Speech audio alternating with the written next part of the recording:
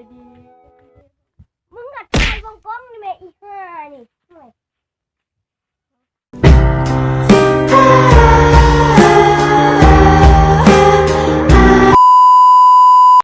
สบายดีมื้อนี้เรามาพบกับรายการ SST Channel TG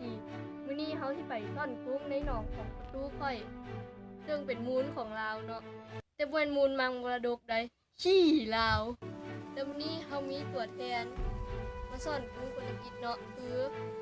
อีสุกเบิ่งเราเลย ค่อยกะสิมาสอนกุ้งกันเนาะโดยค่อยที่เป็นคนทำพิธีจะได้สอนกุ้งเนาะโดยเขาที่เอากระต้องมาสอนกุ้งเนาะเดินไปพบกับกระต้องได้เลย5 minutes later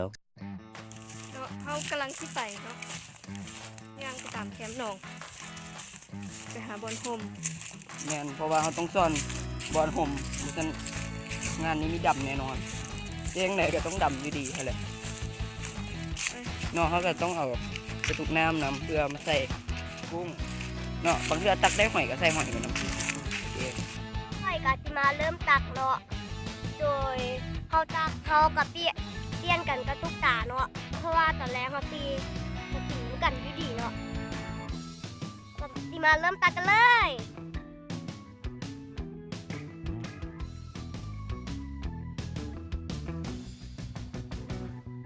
เนาะเขากะ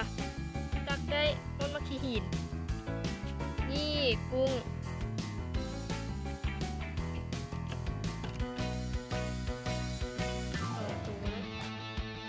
ได้หอยเขาชี้แยกกันค่ะเขาจะเอาเข้าถุง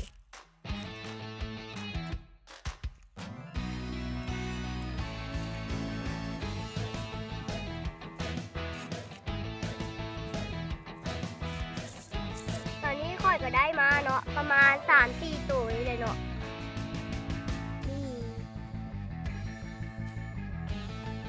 ถ้าใครอยากกิน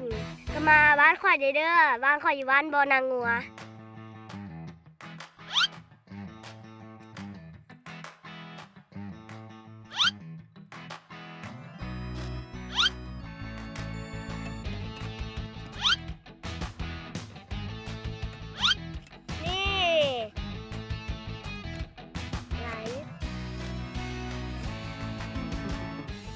ถ้าใครมักคลิปนี้ก็อย่าลืมกดไลค์ ถ้าใครเบิ่งได้ก็อย่าลืมกด Subscribe ก็เป็นกำลังใจให้พวกเราได้คลิปต่อไป สำหรับวันนี้ขอลาไปก่อน บ๊ายบาย